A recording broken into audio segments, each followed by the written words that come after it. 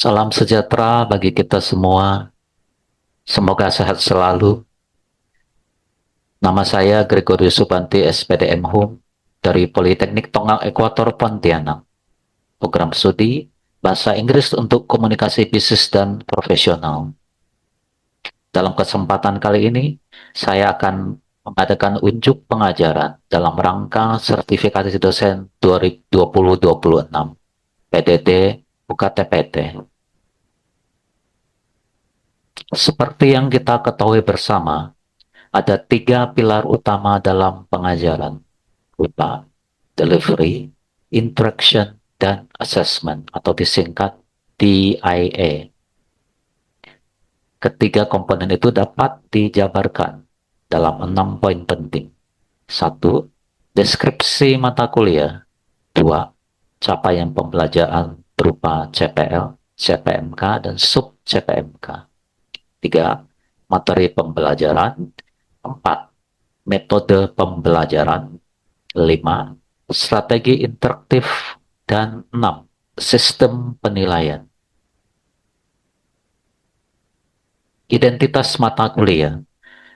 Introduction to Linguistic, EB 2115. Pengajar, Gregorius Subanti, SPDM Hum. Semester 2, SKS 3 berupa 1 teori dan 2 praktek.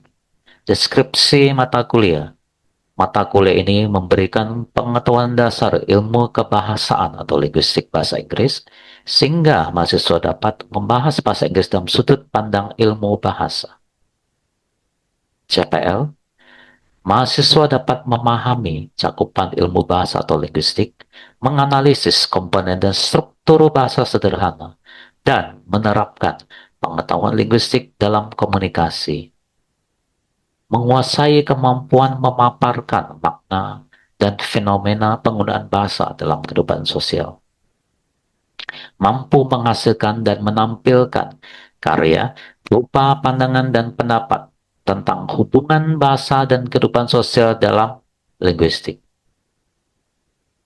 CPMK, mahasiswa dapat memahami cakupan ilmu bahasa atau linguistik, menganalisis komponen dan struktur bahasa sederhana, dan menerapkan pengetahuan linguistik dalam komunikasi. Sub-CPMK, mahasiswa mampu membedakan Global English versus World Englishes. Bahan kajian 1. Language Animal versus Human Language. 2. Linguistic, berupa History of English and Language Studies. 3. English Phonology. 4. Morphology. 5. Syntax. 6. Semantics. 7. Pragmatics.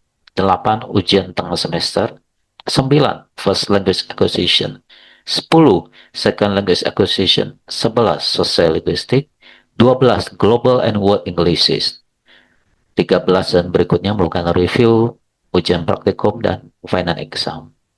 Fokus kita pada saat ini adalah Global and World Englishes Unit 12. Metode belajar berupa blended learning, kuliah interaktif, diskusi, dan video. Assessment berupa kuis dan tugas kelompok atau kolaboratif. Sistem penilaian, ada beberapa komponen yang masuk dalam sistem penilaian. Ada kehadiran, tugas struktur, UTS, UAS, atau aktivitas yang berupa praktek, laporan, ujian praktek, yang pada akhirnya akan menjadi nilai akhir mahasiswa dari A, B, C, D, dan E dengan bobot masing-masing. Referensi yang saya pakai ada 8. 4 referensi utama dari Akmal, Fauzan, Mandarini, dan Studubi. 2 referensi sekunder atau referensi pendukung, ada Abdurrahman, Chen, Mitchell, dan Nurbinda. Demikian penjelasan saya. Terima kasih. Good afternoon all. Selamat sore. Sore, sir. Sore, Afternoon. sir. Yeah. Sorry, sir. Today we will be learning about the global English, ya, or world Englishes, ya. Oke. Sebelum saya mulai, sehat semua ya? Sehat, Sir. Sehat, Sir. Sehat, Sir. Baik, bagus. Bagi yang tidak bisa menyalakan kamera, saya maklumi ya, mungkin ada kondisi tertentu yang tidak bisa menyalakan kamera. Yang bisa, is okay ya, is good ya. It's good to see you again. Everything is okay? Okay. Sebelum kita masuk ke Global English ya, I have a question for you. My question is, why cannot, okay. Why English travel and globalize so fast compared to other languages? Any of you? Why? Kenapa bahasa Inggris begitu cepat ya berkembang dan menjadi global? Kenapa? Kira-kira kenapa? Any volunteer? Teknologi, Sir. Technology, yes, good. What else? Education, Sir. Education is correct. Another reason? I think colonization, Sir. Yeah.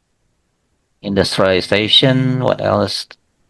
Industri, Sir. Globalization, betul ya. Karena industri, karena teknologi, movies, entertainment ya, dan sebagainya ya. Makanya bahasa Inggris travel so fast ya, and become global. And let's see what experts say about English. Yeah. Alicia, can you read for me?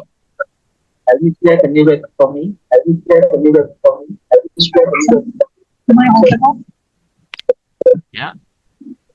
You see the screen?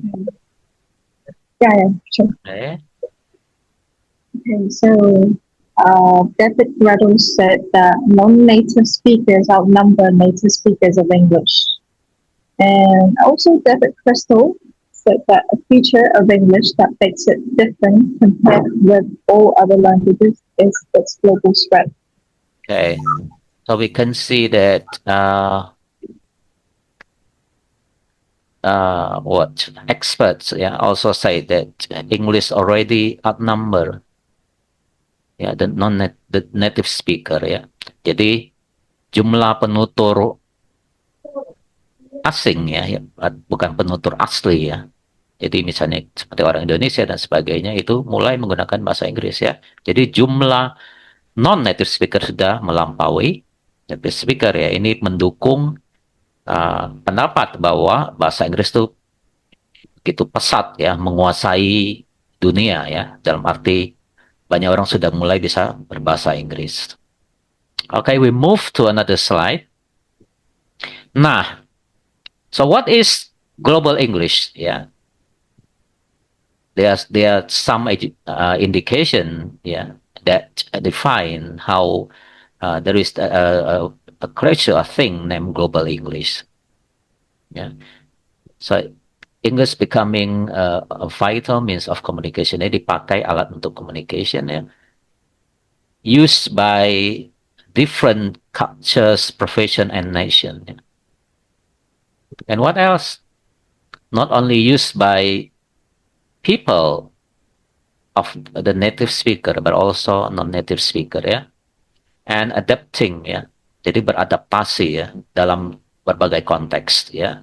Jadi akhirnya dia bridging people in different fields such as education, technology, science, and many more. Jadi dia menjembatani ya di belahan dunia dalam bidang-bidang banyak bidang ya, bisa pendidikan, teknologi, science, and many more. Okay, kita kan bertanya-tanya ya. We keep asking, what is global English? Okay, so global English is, this term is first introduced by Jean Paul Nerier ya, an IBM executive ya di perusahaan elektronik ya, komputer ya. Dia menyebut kata globis. Apa itu globis? Globis adalah perpaduan ya antara global and English ya. Jadi satu mixture of global and English ya. Dari pengalaman dia apa? He noticed how Japanese and Korean speakers in a business conference communicating each other using very effective, efficient English ya. Jadi orang Korea dan orang Jepang ini ya berbicara dengan bahasa Inggris yang bukan bahasa Inggris sempurna ya. Jadi mereka pakai bahasa Inggris yang very simple or simpler than the typical English used by native speaker. Jadi dia tuh takjub ya, bagaimana orang bisa berkomunikasi dalam bahasa Inggris dengan bahasa Inggris yang sangat efektif. Maka muncullah Global English. Oke. Okay? So what is Global English? Ya. Akhirnya didapatlah satu definisi ya.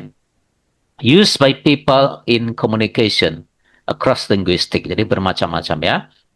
A cultural boundaries ya. Dengan budaya berbeda. Fokus pada apa? Ada yang tahu?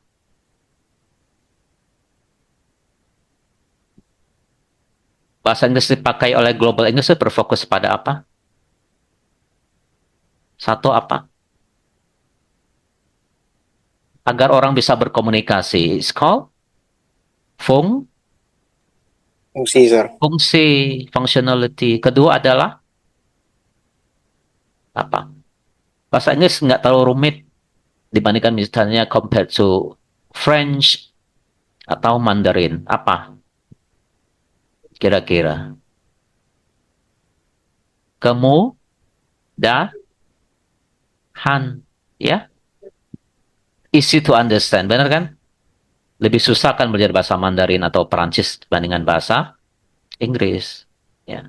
Dan satu indikasi Global English adalah tidak mengikuti norma-norma native speaker. Ya. Tidak harus sempurna. Yang penting itu bisa dipahami. Ya, seperti yang kita temukan di banyak tempat ya, di tempat wisata ya, di pasar orang menggunakan Inggris yang simple ya, asal dimengerti ya, tidak harus yang terlalu rumit atau harus mengikuti norma penutur asli.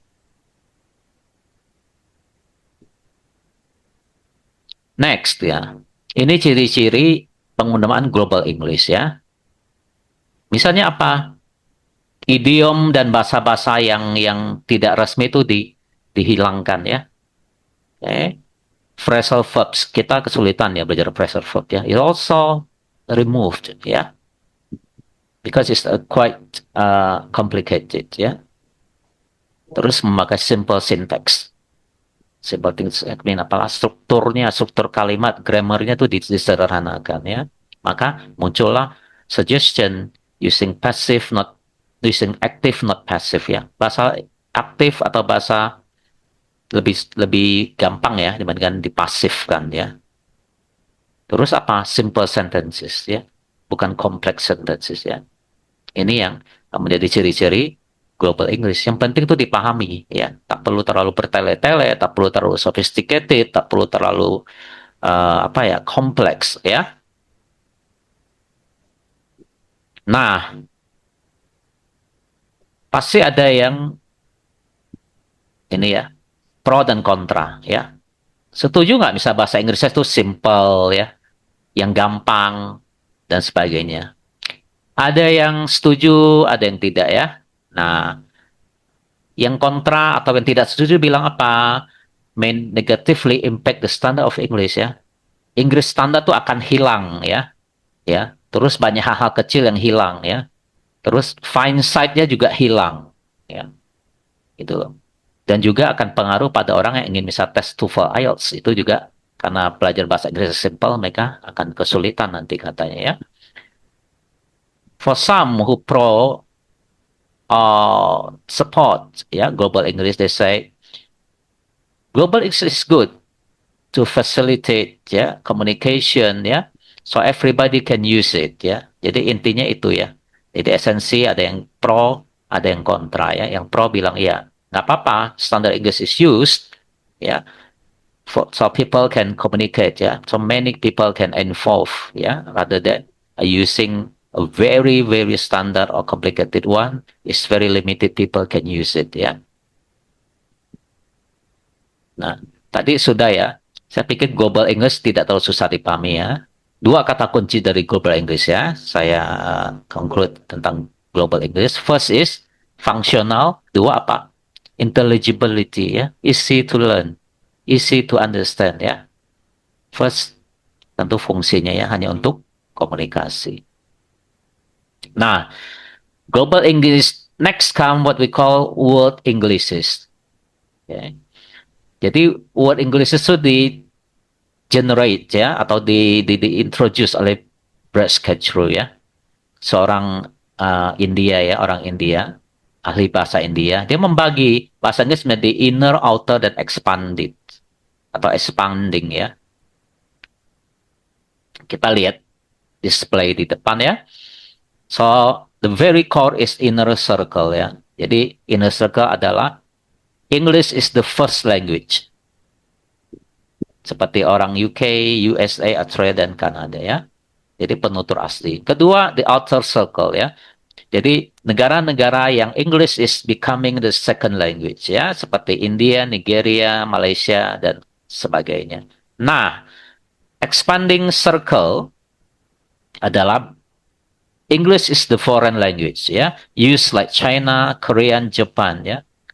Kira-kira Indonesia ada di pihak mana? Inner, outer, or kira-kira di posisi mana orang Indonesia dalam ini? Inner kah, outer, or expanding? Expanding, sir. Expanding, ya, correct ya, expanding ya, because English is not second language ya, jadi di expanding, betul expanding ya, oke. Okay. Nah, sebenarnya apa itu word Englishes? Orang masih bingung ya, apa beda global and word Englishes ya, oke. Okay. Word Englishes itu apa sebenarnya? Bahasa Inggris kan adalah bahasa penjajah kita bilang ya, karena coming from British Empire ya. Colonization like we say before in the start. Ya. Jadi Inggris karena penjajahan, karena teknologi dan sebagainya berkembang pesat menjadi bahasa yang second language of some countries ya, terutama bekas jajahan Inggris. Nah, bahasa Inggris menjadi banyak variasi ya. Seperti ini ya. The variation of English developed in different part of the world ya, seperti India, Malaysia, dan Singapura ya. Makanya kita mengenal apa yang disebut Singlish ya, Malaysia English, Indian English ya.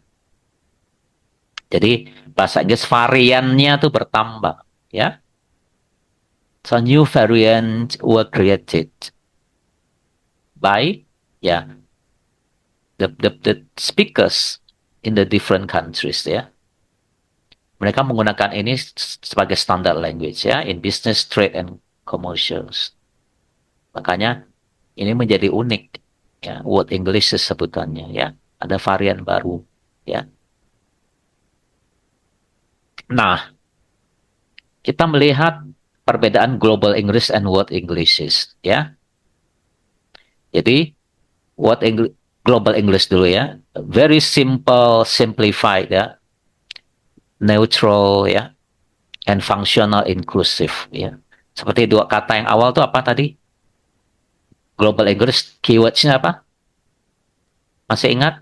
Functional. Functional and Intelligibility, sir. ya, intelligibility ya. Gampang dipahami. Oke. Okay. Terus word English kata kuncinya apa? Ada Nigerian English, ada Indian English, ada Singapore English. Kata kuncinya apa? Apa kira-kira? Kata kunci dari word English vari, new. Ya betul, new variant ya. Jadi variannya baru ya.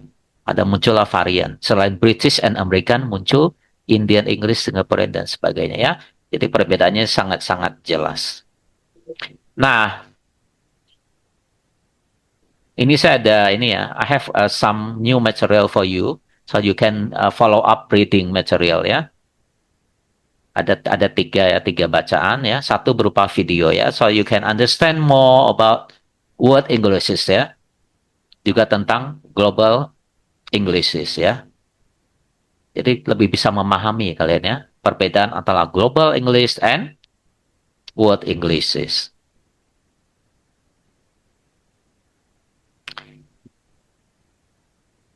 Sebelum saya masuk pada group assignment, ya, is there any question or any reflection, anything that you want to ask? Ada pertanyaan? Is there any question from you all?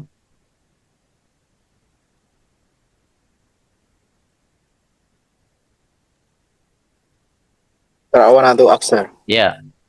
So, what your question? My question, which one is much more exciting, global English or word English, sir? Okay, more exciting in terms of apa? Global English or word English, sir? Okay, based on in my opinion, yeah, I think Yes. word English is more exciting to learn. Okay, because it's a new variant. Okay, and global English is something we already know, we already use. Yeah, we already see. Yeah, but the new word English is very unique. Yeah, because it's built or created. Yeah, by a different nations. Yeah. Okay. Suatu saat mungkin ya that's become my question for you. There will be Indonesian English. Nah, kan gitu ya. Jika bahasa bahasa Inggris sudah menjadi a normal or usual habitual language. Sekarang anak-anak kecil sudah belajar bahasa Inggris kan. Okay. Mungkin generasi the next generation there will be a new variant called Indolish, something like that. Ya, bisa jadi. Oke. Okay. Ada kemungkinan bahwa Indonesian will be the next new variant. Okay? Ya, mungkin akan ada seperti itu ya. Okay. Is there any more question or any comment from you? Please don't be shy.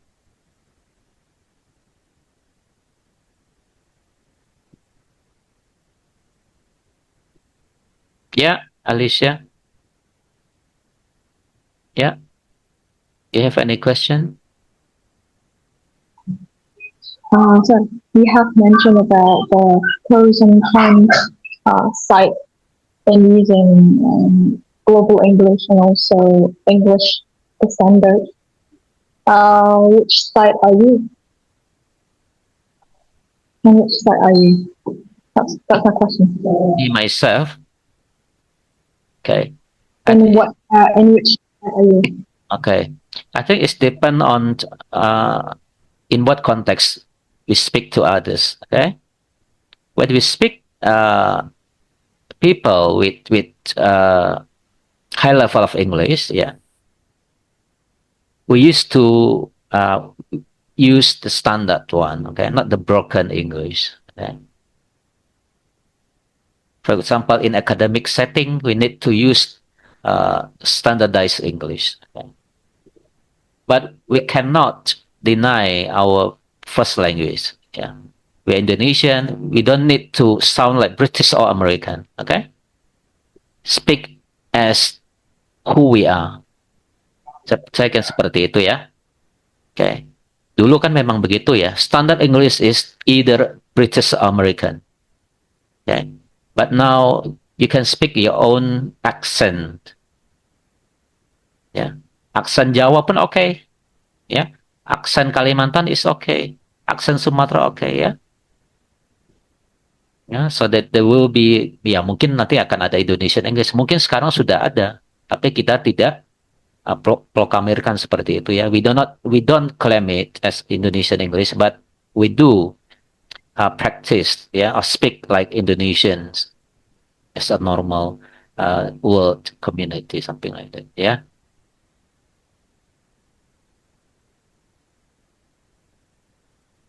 Am I answering your question, Alicia?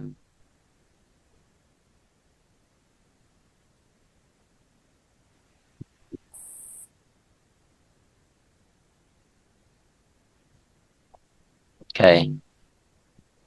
Sorry.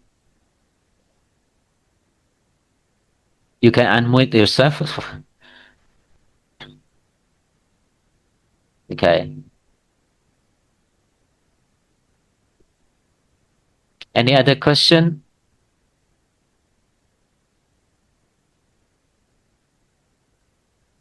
I have questions, sir. Yeah, okay. Chris? Global English and World English fall into which part in linguistics? Okay. I think we studied sociolinguistics before. Okay. That's a sociolinguistic phenomena. Okay. I think it fall into a sociolinguistic part, ya. Karena hubungannya dengan masyarakat kan, ya, the global community, ya. Maka itu bisa masuk sebagai sociolinguistic. Okay. Very good question. Any other question you want to? Okay. Because of the limitation of time, yeah.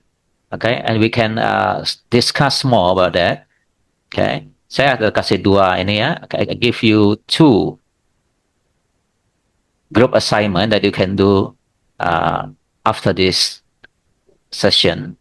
Okay, so you can find using any reference. Yeah, you can submit that in a Google Classroom platform. Okay.